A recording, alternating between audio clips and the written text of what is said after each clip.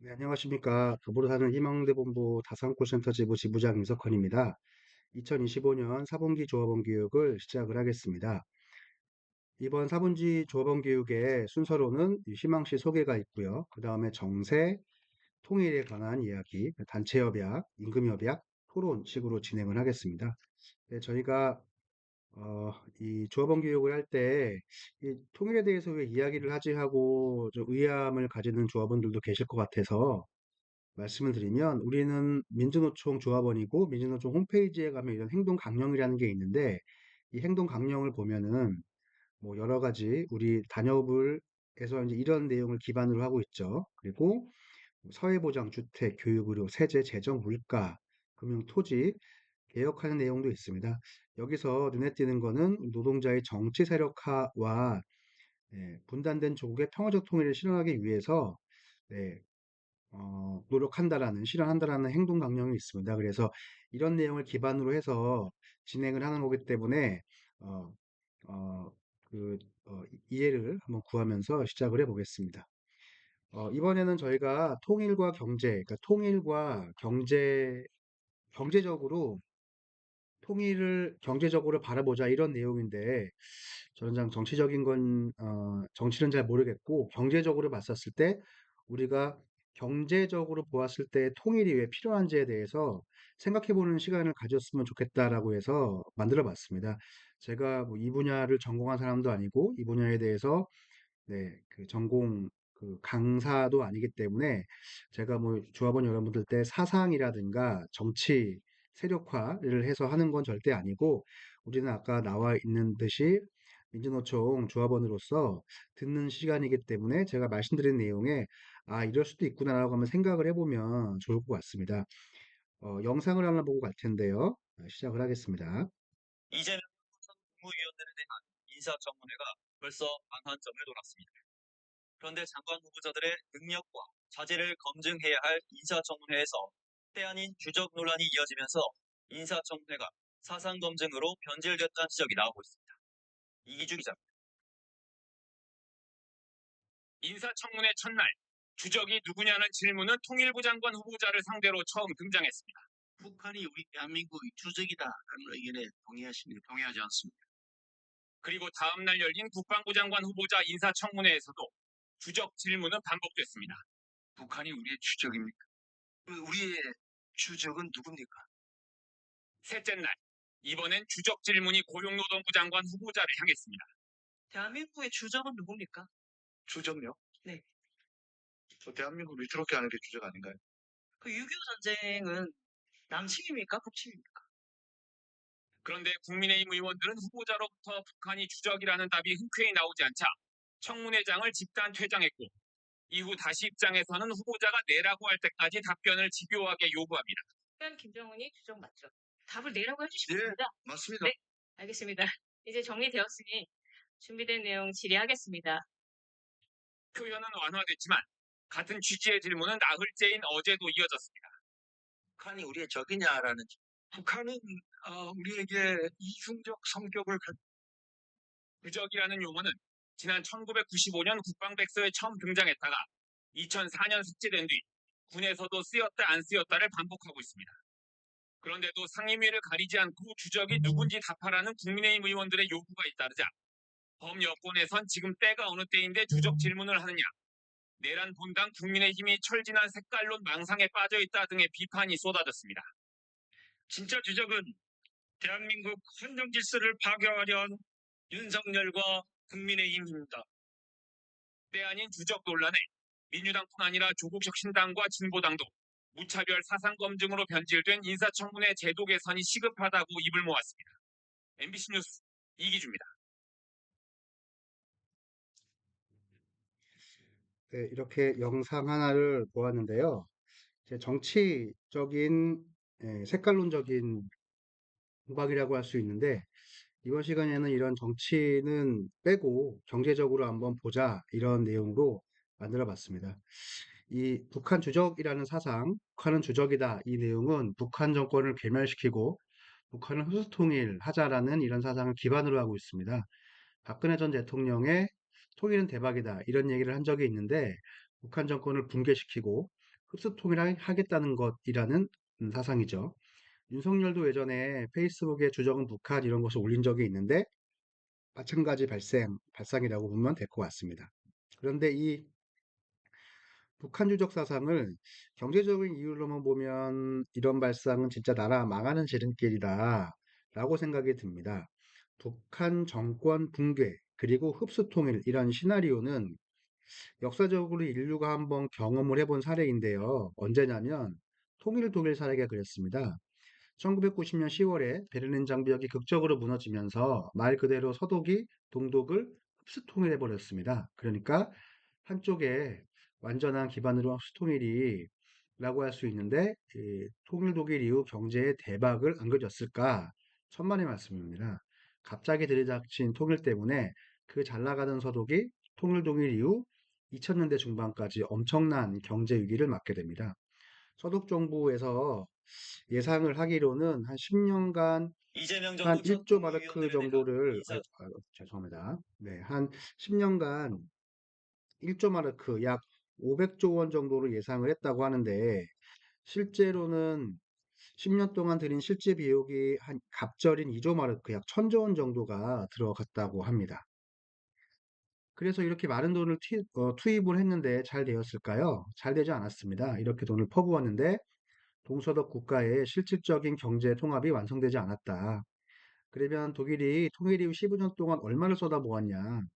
약 1조 4천억 유로, 우리 돈으로 2천조 원이 넘는 돈이라고 하는데 이걸 지금 물가로 따지면 3,500조 원에 가까운 돈이라고 합니다. 우리나라 정부가 2025년도 1년치 예산이 약 700조 원이 안 된다고 하는데 우리나라 정부가 거의 5년치 예산을 다른 데 한 푼도 안 쓰고 통일 비용으로 쏟아야만 되는 돈이라고 한다고 이라고 볼 수 있는데요. 이거 과연 우리가 감당할 수 있을까요? 절대 감당 못할 거로 예상이 됩니다.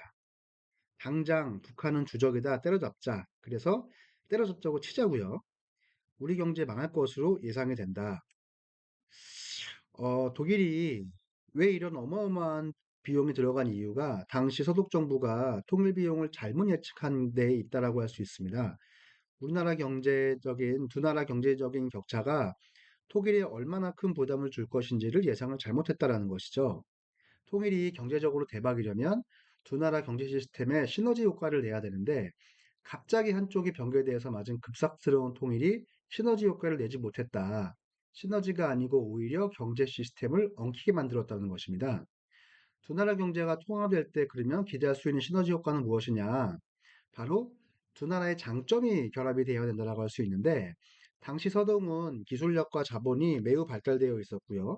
동독은 노동력이 뛰어나고 저렴했다고 합니다.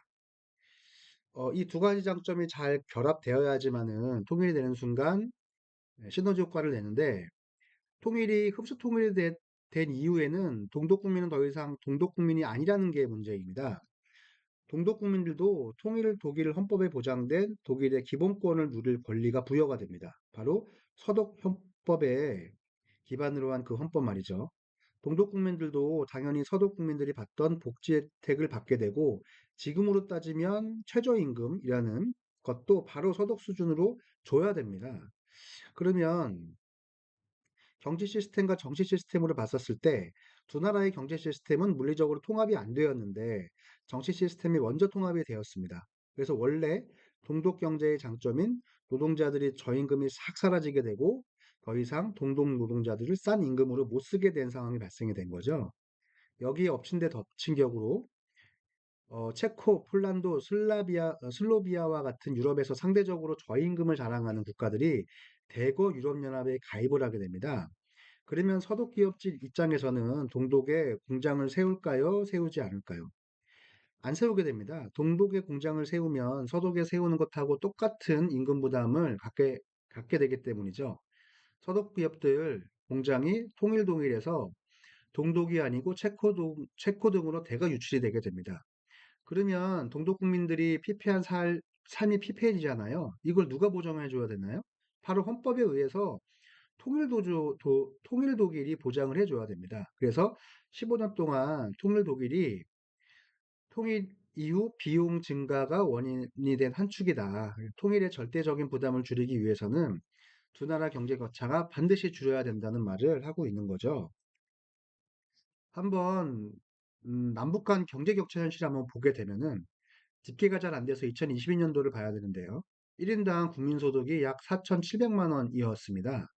그런데 22년도에 북한 1인당 국민소득은 159만 원, 약 30배 경제 격차가 나게 되는데 흡수통일 이후 북한 노동자들도 최저임금을 줄 수밖에 없거든요. 경제적으로 봤었을 때. 그러면은 38선 이북 지역 민주들에게는 최저임금 반만 준다 이렇게 할 수는 없는 거잖아요. 복지제도도 다 감장을 해야 됩니다. 경제적 시너지가 과연 날까 의문이 들고요. 그리고 북한 잘은 모르지만 교육 수준이 좀 잘 돼 있다라고 하긴 하는데 우리나라처럼 의무 교육이 되어 있나 봐요. 고등학교까지 예를 들면. 근데 얘네들이 아무리 교육이 뭐 잘 돼 있다라고 해도 자본주의에 대해서 알겠냐고요. 굉장히 부족하다.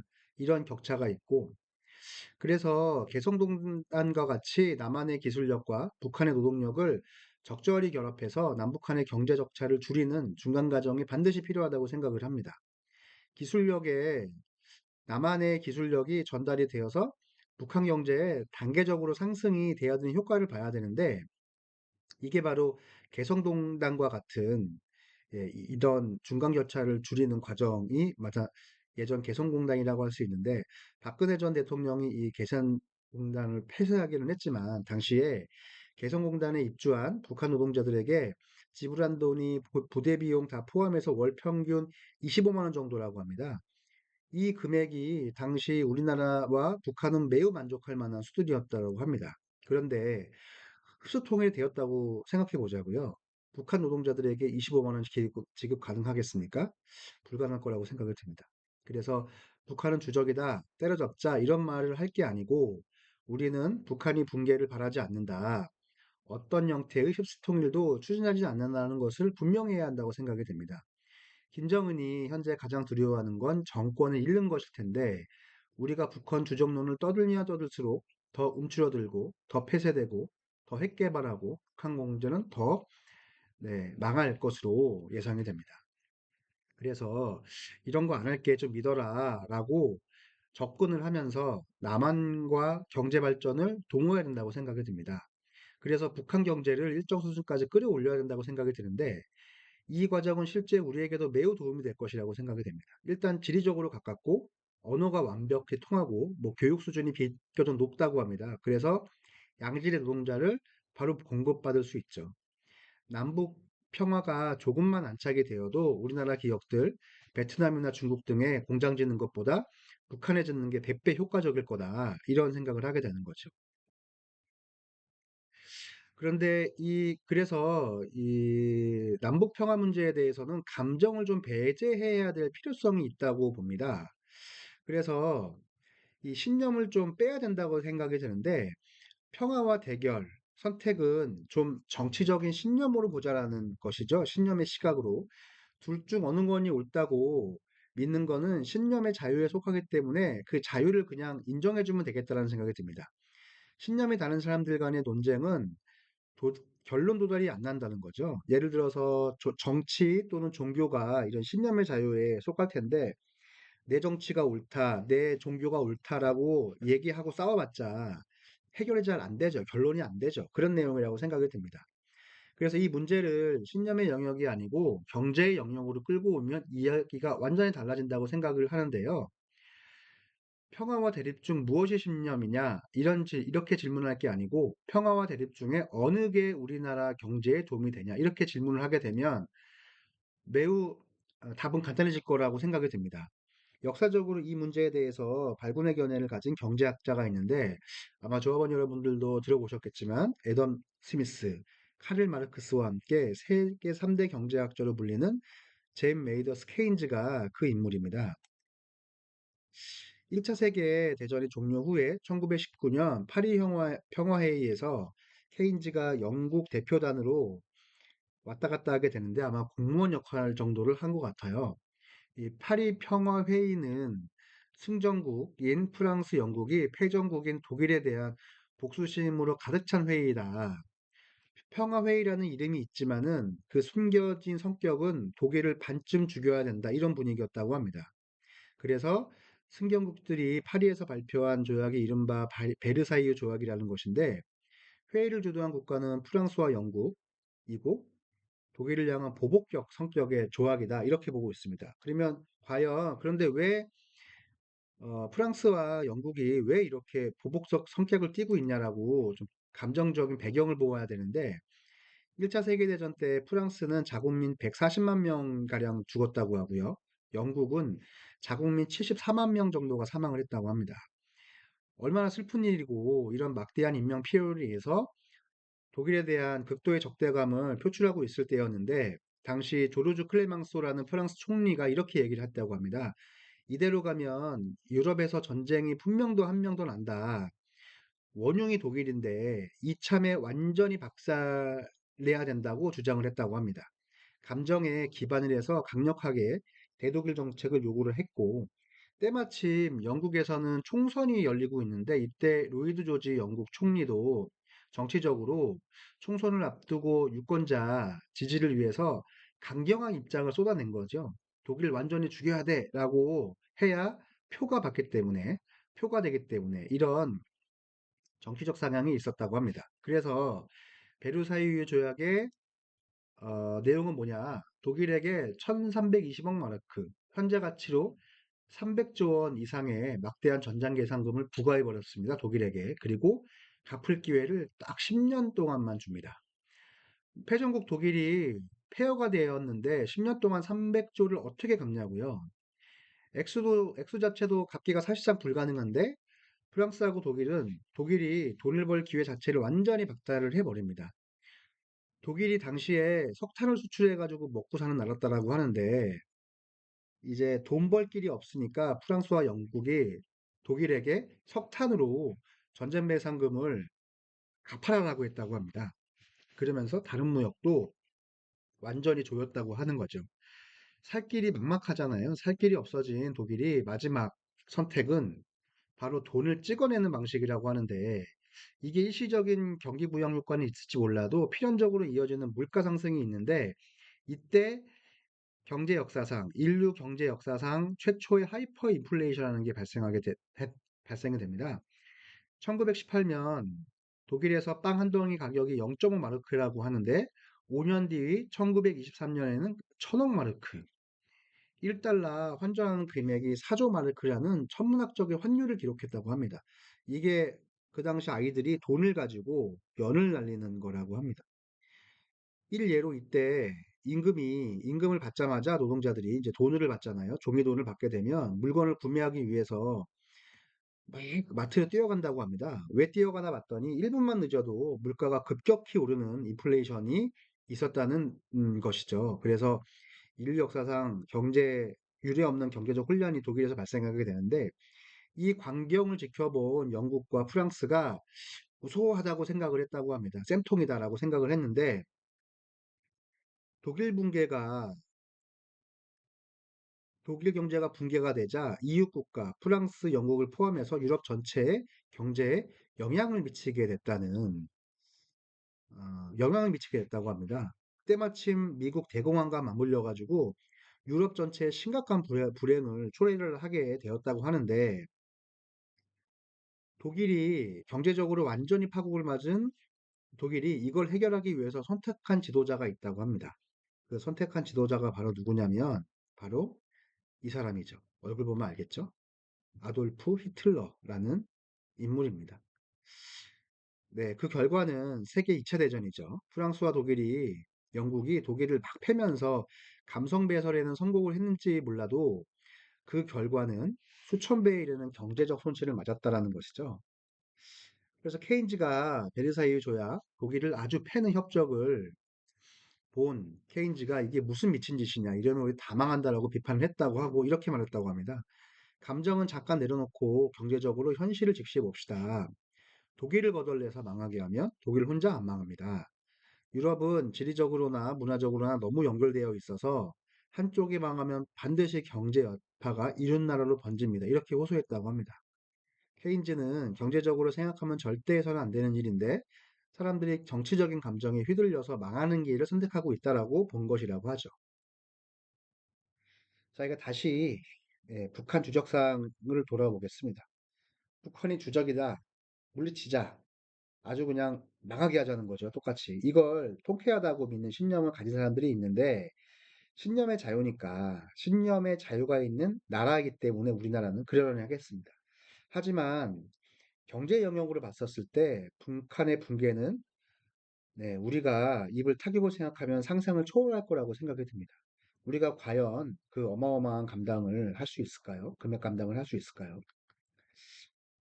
김일성 3대 세습이잖아요. 이게 정말 독재이고 정말 아주 안 좋은 역 같다라고 막말로 하면 이런 상황인데 북한 내부에서 자발적으로 어떤 일이 벌어지면 몰라도 저 상태에서 북한 정권이 무너지는 건 우리나라 경제학 측면에서 절대 바람직하다고 보지 않습니다.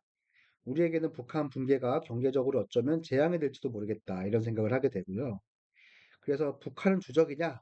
철진한 색깔록이고 북한은 주적이다 이런 말에 쾌감을 느끼는 사람들도 있을 텐데 부디 우리가 시선을 좀 경제적으로 가져갔으면 좋겠습니다. 우리가 더 잘 살기 위해서는 남과 북은 평화로워야 하고요. 그런 측면에서 단호하게 말할 수 있어야 된다고 생각을 합니다. 북한은 우리의 주적이 아닙니다. 주적이 되어서도 안 됩니다. 네, 한반도의 평화가 남북민족 모두에게 풍요와 번영의 길을 제시하는 이정표가 되기를 바라면서 이야기를 마치겠습니다. 네, 이제 10분간 휴식을 해야 되는데, 네, 역시 우리 재택근무에서 근무하시는 조합원 여러분들도 10분간 좀 휴식을 쉬었다가 2부 순서 이제 단협이나 임금에 대해서 이야기를 해보도록 하겠습니다. 네, 단체 협약인데요. 10월 22일 제14차 본교섭에서 잠정 합의안이 도출이 됐습니다.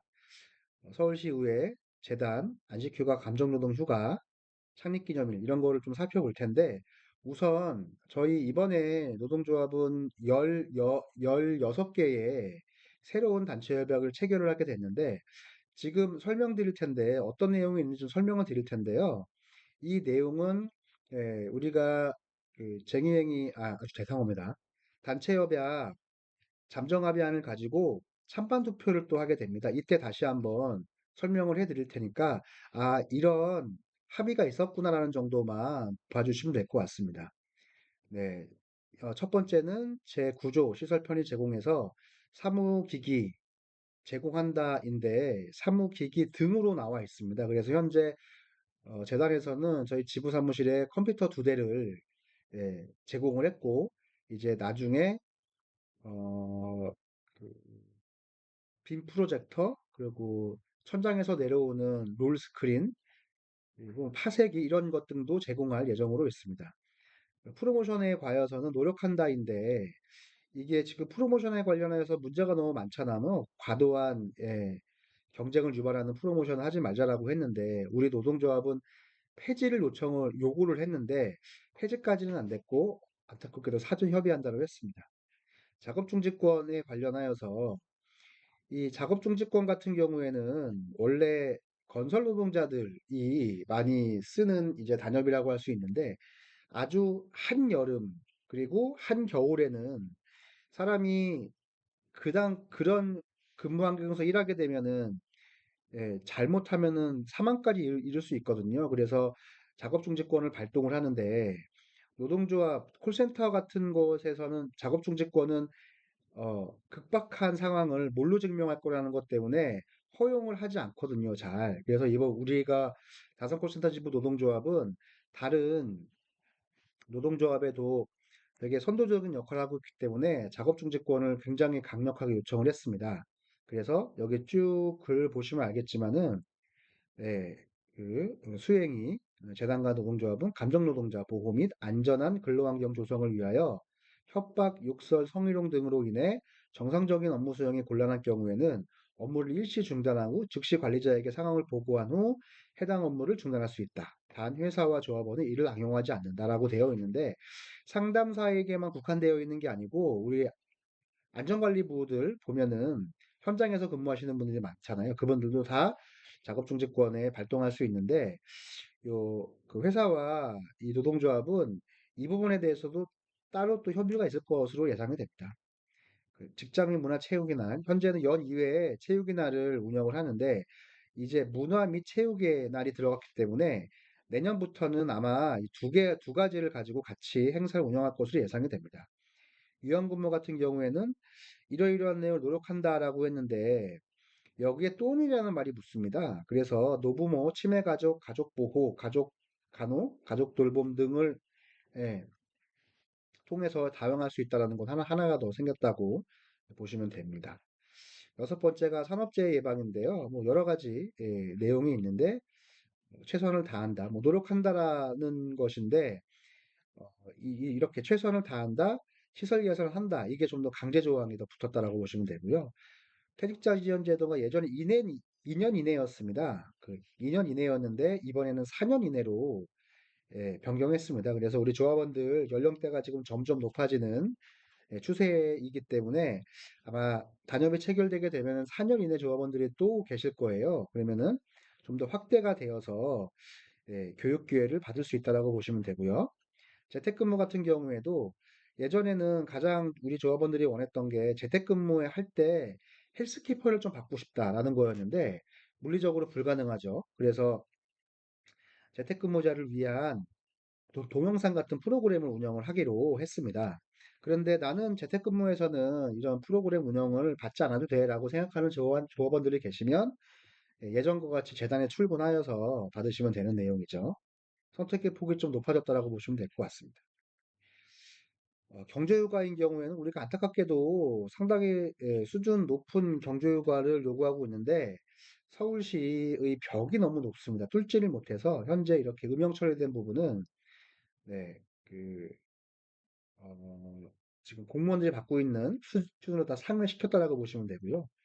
근로시간인 경우에는 이제 원래는 1시간에 7.5분을 1시간에 10분으로 변경을 했습니다. 거의 한 6, 7년 동안 저희가 이 부분을 쌓았다고 생각이 드는데 이번에 따냈다. 굉장히 고무적인 결과라고 할 수 있습니다. 그래서 이제는 1시간 10분.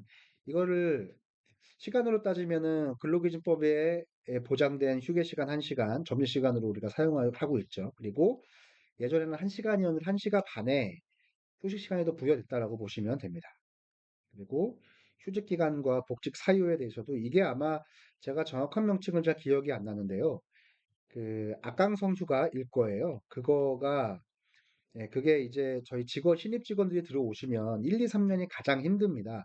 우리도 그랬었잖아요. 예전에 뒤돌아보면. 그래서 3년을 좀 낮춰달라고 했는데 낮추는 것으로 협의를 했는데 3년까지는 안 됐고 올해는 일단 5년 이상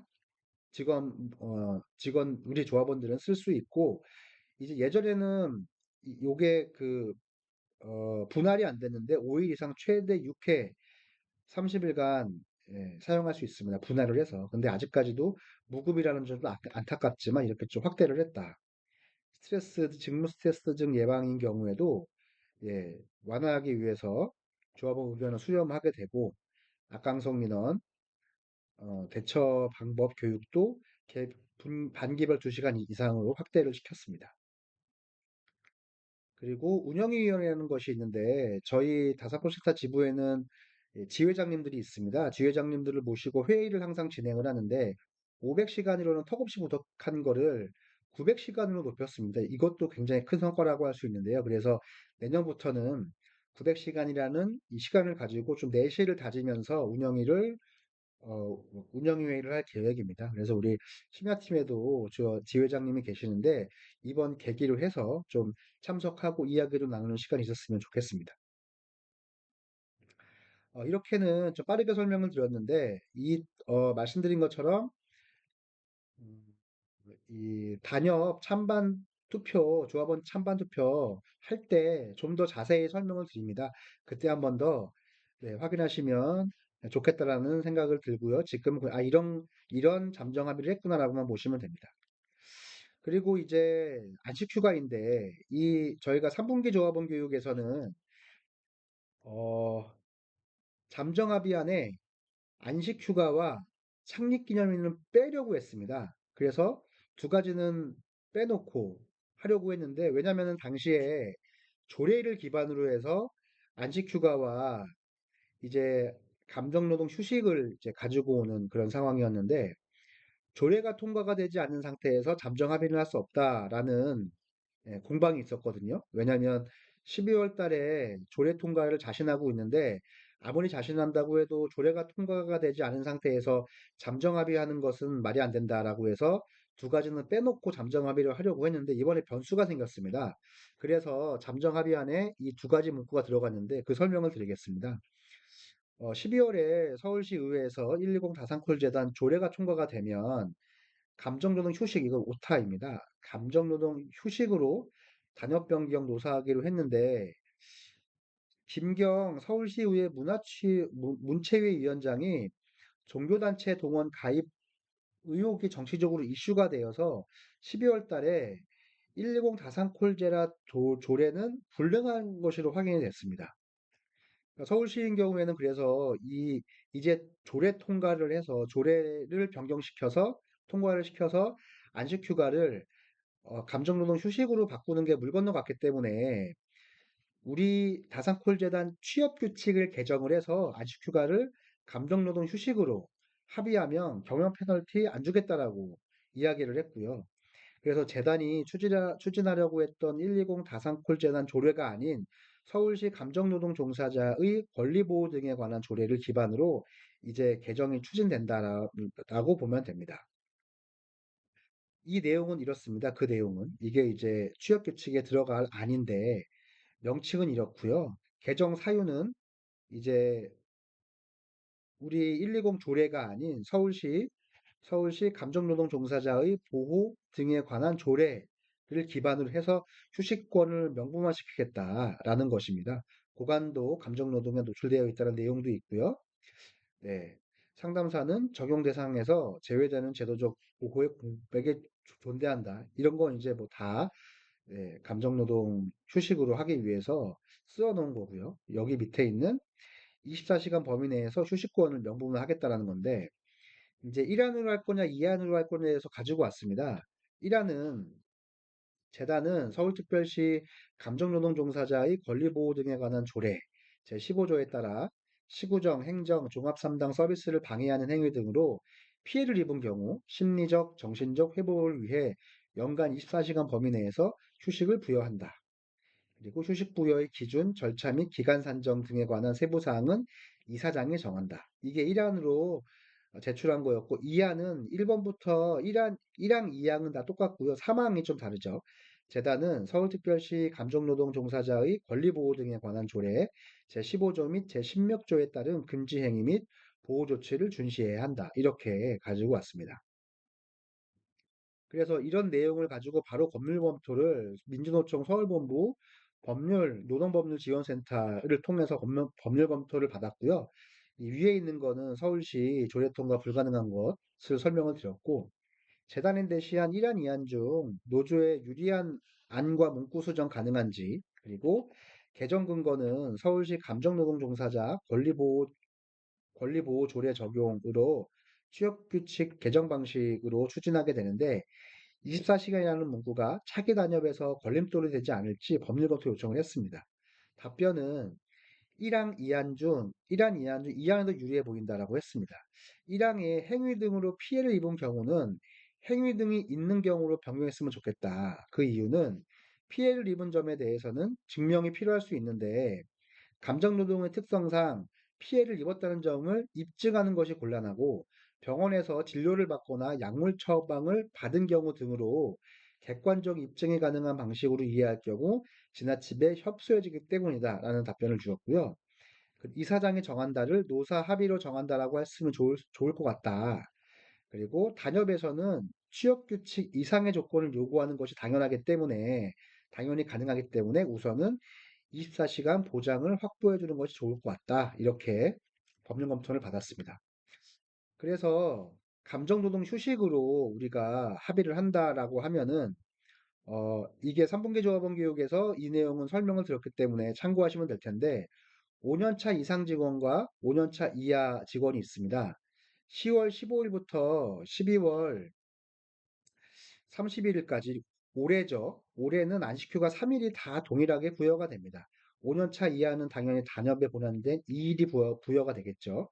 그런데 재단에서는 이 감정노동 휴식으로 통과가 됐을 때 회계연도를 변경하고 싶다라고 합니다. 그래서 2027년 1월 1일부터 회계연도를 변경을 해서 3일이 24시간에 부여되는 걸로 원한다고 했습니다. 그러면 어, 올해 10월 15일부터 26년 10월 14일까지 3일이 부여가 되고 나머지 2개월 반이라는 기간은 어떻게 할 거냐라고 했었을 때 노사가 합의한 것이 하루를 더 추가를 한다라는 거요. 한다는 것으로 노사 합의되면 이렇게 할 거다라고 재단에서 답변을 받았습니다. 그렇기 때문에 다 집약해 보면 5년 차 이상이나 5년 차 이상이나 모두 4일이 되는 것이고 2026년부터 2025년부터 26년까지 모두 다 네, 이런 식으로 간다. 그리고 27년부터는 1일이나 2일 추가 부여되는 거는 아니고 이제 3일로 계속 간다. 이렇게 합의를 하면은 25년부터 경평평가 감점은 없다라고 이야기를 했습니다. 만약에 잠정 합의가 안 되었다라고 하면 당연히 안식휴가 기존에 우리가 사용했던 대로 네, 25년 10월 15일부터 10월 14일까지 3일, 5년 차 이하는 2일로 사용하게 되고요. 역시 경평 감점은 계속 가지게 되는 거죠. 이게 이제 안식휴가를 감정노동 휴식으로 바꿀 때 안이었고, 그리고 잠정합의 안에 이제 들어간 내용입니다. 잠정합의 안에 들어간 내용은 우선은 감정노동 휴가로 노조와 재단이 협의를 했습니다. 감정노동 휴가로 했고, 재단은 조합원의 심리적, 정신적 회복을 위해 보호 조치로 연 24시간 감정노동 휴가를 부여한다. 감정노동 휴가는 분할 사용은 가능하나 연도 2월하여 사용할 수 없도. 감정노동 휴가비는 매월 7월 1회 지급한다. 이렇게 잠정 합의안에 문구가 들어가 있습니다. 다음은 창립기념일인데요. 재단에서는 창립기념일을 노사가 합의되면 개인학습 특별 휴가로 하겠다라는 것이죠. 개인학 특별 휴가는 2일인데 서울시 공무원들이 이미 사용하고 있기 때문에 우리도 서울시를 통해서 다산도 사용할 수 있다고 확인을 받았습니다. 그러면 이제 당연 문구는 당연히 조정이 필요하게 되고요. 파기가 됐다라고 하면은 경평 페널티는 그대로 유지되면서 기존 창립기념일로 사용하게 되는데요. 재단이 제시한 안은 이렇습니다. 운영 근거는 관련 근거 보시면 되고요. 운영 계획안도 다 참고해 주시면 되는데 여기서 이제 중요한 것이 2일이거든요. 2일이 가능한데 1일 분할 할 수 있다라는 겁니다. 그래서 반드시 이거는 과제물을 제출을 해야 되는데 독후감 또는 온라인 영상 두 개 중 하나를 선택할 수 있습니다. 우리가 온라인 뭐 법정 교육이라든가 이런 거 받을 때 그런 식이라고 할 수 있는데 1편당 1회당 1편인데 2일 연속을 사용하게 되면 한 번만 내면 되고 하루씩 1일씩 분할 사용이 된다면은 한 편씩 내야 된다. 이게 이제 가장 큰 핵심인 것 같습니다. 그래서 노사가 이제 합의를 하게 된 사항은 잠정 합의를 된 사항은 제 16조의 휴일이 제 16조 휴일에서 사항의 창립기념일이거든요. 이게 삭제가 됩니다. 그리고 제 20조의 3 특별휴가에 이 내용이 들어갑니다. 사망에 재단은 조합원에게 새로운 아이디어 발굴 및 자율적 학습 기회를 제공하기 위해 연 2일 이내 개인 학습 특별휴가를 부여할 수 있다. 창립기념일이 없어졌잖아요. 이걸 삭제할 수는 없기 때문에 삭제가 되었지만 다른 항을 만들었습니다. 제30조의 9 재단 창립기념일 행사가 되는데 재단은 재단의 창립기념일을 기념하여 전 조합원 대상으로 창립기념일을 당일 기념 행사를 운영한다. 이렇게 네, 문구로 지금 잠정 합의안에 넣어 있습니다.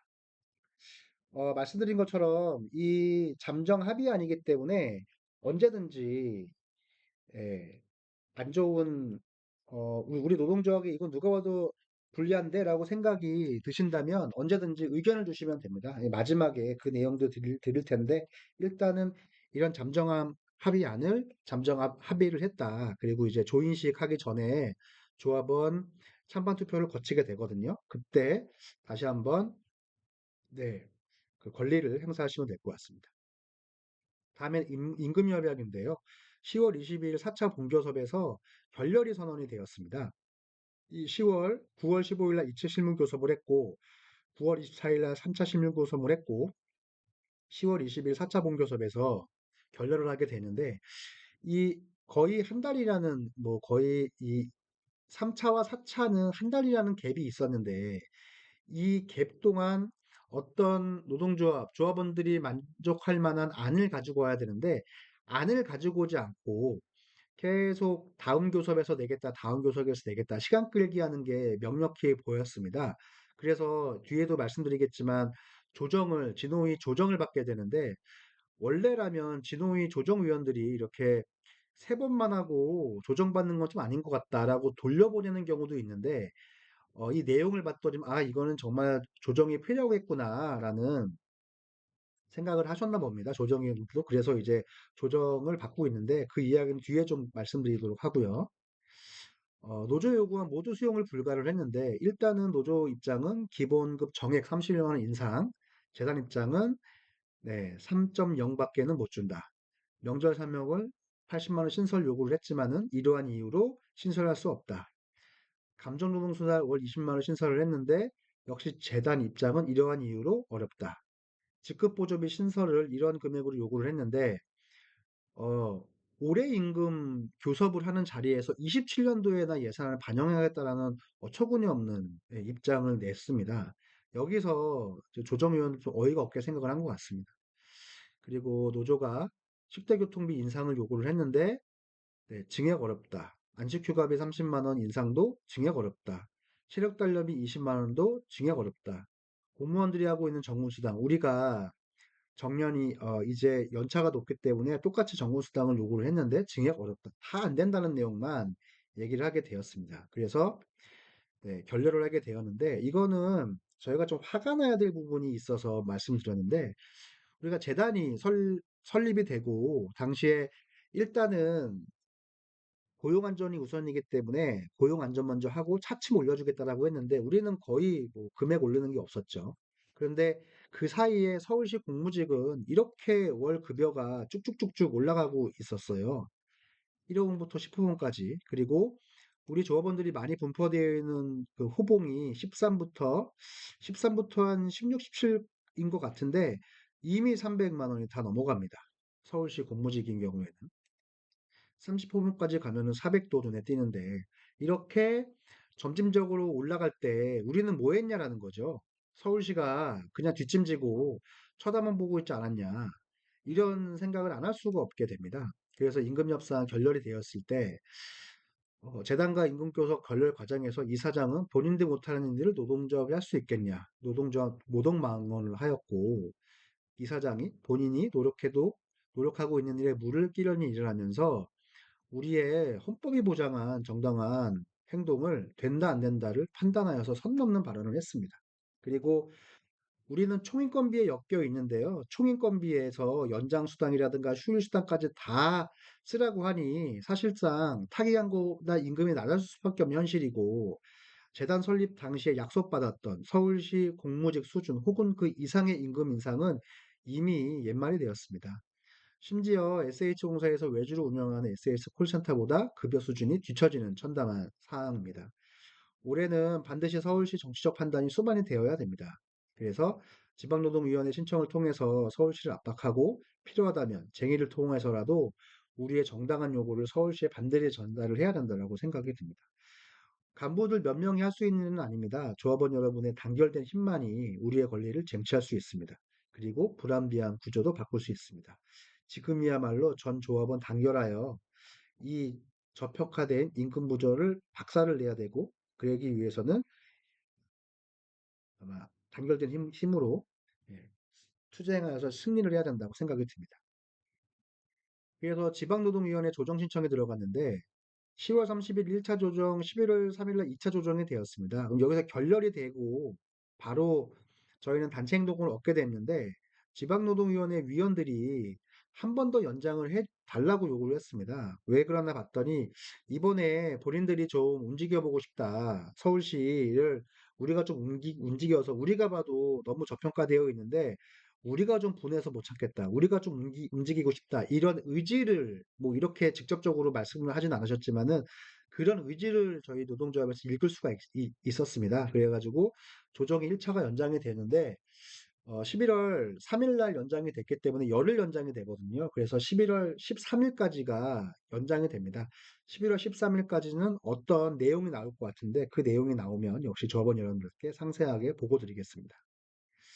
그리고 이제 이 임금 결렬로 인해서 1인 시위를 하게 되는데 여기 보면은 여러 연대 단위들도 있고요. 그리고 여기 이제 조합원분들도 이렇게 오셨습니다. 여기 보면 무늬만 정규직, 급여는 비정규직 이런 내용들. 시민 상담은 1등, 급여는 꼴찌. 성과는 시장 홍보용, 노동자는 쥐꼬리 급여. 이렇게 봤더니 이제는 시민들도 지나가면서 굉장히 와, 지금 문제가 있구나라고 생각을 하는 그리고 시민들도 눈여겨보는 것을 많이 느낄 수 있었습니다.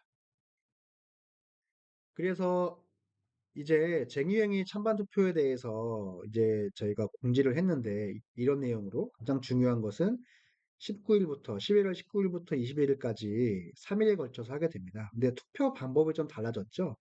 카카오톡 투표 전용 카톡방 개설후 찬반 투표 진행 이렇게 되어 있는데 저희 이제 본부에 문의를 했더니 대부분 다른 지부들도 현장 투표와 모바일 투표를 병행을 하는데 우리는 그동안 모바일 투표를 한다 하면은 구글을 이용을 했는데 구글을 통해서 선거를 할 때에는 조금 문제가 있다라는 해석을 받았습니다. 그런데 본부에 있는 다른 지부들이 이런 노동조합법 제41조 직접 비밀 무기명 투표 원칙을 카카오톡으로도 충분히 가능하기 때문에 카카오톡 투표를 하고 있다라고 사실로 확인을 했어요. 그래서 우리도 이번에는 이렇게 전자투표 형식을 카카오톡으로 하게 될 텐데 그 방법을 말씀드리면 우선 하나의 카카오톡에 카톡방을 만듭니다. 카카오톡 투표방을 만든 다음에 전체 조합원을 한 번에 다 초대를 합니다.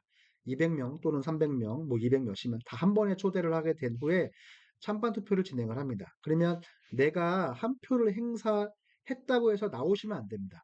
절대 나오시면 안 되고, 투표 종료 기간이 있거든요. 이 종료 기간 동안은 그대로 계셔야 됩니다. 그리고 이 종료 기간이 끝나고 지부에서 집계가 완벽하게 끝났을 때 우리 노동조합 집행부에서 그 투표방을 폐쇄를 해버리거든요. 그러면 이러한 내용에 41조의 의결에 문제가 없다라는 이 해석을 받았습니다. 그렇기 때문에 저희가 이제 19일부터 21일까지 카카오톡 투표를 할 텐데 가장 무모한 부분은 이 부분이다. 한 번 더 복습을 하면 전체 조합원 토대를 해서 찬반 투표 진행을 해서 내가 한 표 행사하더라도 투표 종료 시까지 퇴장하지 않고 그대로 있는다. 투표 종료가 되면 지부에서 알아서 투표망을 폐쇄한다. 이거라고 보시면 되고요. 우리가 아까 말씀드린 쟁유행위 찬반 투표, 그리고 임금협약, 단협협약 찬반 투표, 이런 찬반 투표는 당연히 이런 카카오를 통해서 앞으로도 많이 할 것 같은데 모바일로 한다면 하지만 사람을 뽑는 선거 있죠. 사람을 뽑는 선거는 모바일로 하더라도 선거관리위원회를 통해서 하게 되는데 이번에도 선거관리위원회를 통해서 하면 되지 왜 이런 식으로 하냐라고 할 수 있겠습니다. 그런데 선거관리위원회에서 우리가 선거를 한번 하는데 치르는 비용이 거의 30만 원에 육박합니다. 그래서 매번 선거할 때마다 이 큰 비용을 가지고 하기에는 지부 재정상 여건이 안 되기 때문에 이러한 식으로 진행한다라고 좀 양해를 구하고요. 그리고 모바일에서만 그런다는 말씀이고요. 그리고 사람을 뽑는, 뭐 대의원을 뽑는다던가 지부 간부, 집행부를 뽑는다던가 이럴 때에는 당연히 선거관리위원회에서 비용을 지불하고 한다라고 생각하시면 될 것 같습니다. 네, 이렇게 해서 모든 설명은 끝났고요. 그러면은 2025년 조합원 임금투쟁이 남아있는데 이번 임금투쟁은 어떻게 했으면 좋겠다라는 내용을 카카오톡에 가감없이 주시면 됩니다. 그리고 이제 힐링이 있는데 공지한 바와 같이 영수증에 입금할 계좌와 같이 한 그 조합원분들 혹은 혼자 진행하게 되면 본인 이름 꼭 사인을 해가지고 제출해 주시고 그리고 반드시 후기는 꼭 필요합니다. 후기를 없이 그냥 영수증과 사진만 이렇게 올리시면 진정한 조합원 교육이라고 할 수 없기 때문에 느낀 점에 대해서 오늘 뭐 교육에 관련 것도 좋고 임단협에 관련 것도 좋고 쟁의에 관련된 건 좋고 1인 시위에 관련된 것도 좋고 만약에 우리가 파업을 하게 된다면 어떤 파업을 했으면 좋겠다라는 내용도 좋고 내용을 가감없이 보내주셨으면 좋겠습니다. 네, 이렇게 해서 4분기 조합원 교육은 마감을 하게 되고요. 그리고 내년이 되면은 상반기에 총회와 그리고 1분기 조합원 교육이 또 기다리고 있겠습니다. 그때까지 건강하게 그때가 되면 또 건강한 모습으로 뵙기를 기원하겠습니다. 교육은 여기서 마치겠습니다. 긴 시간 동안 교육 들으시느라 수고 많으셨습니다. 감사합니다.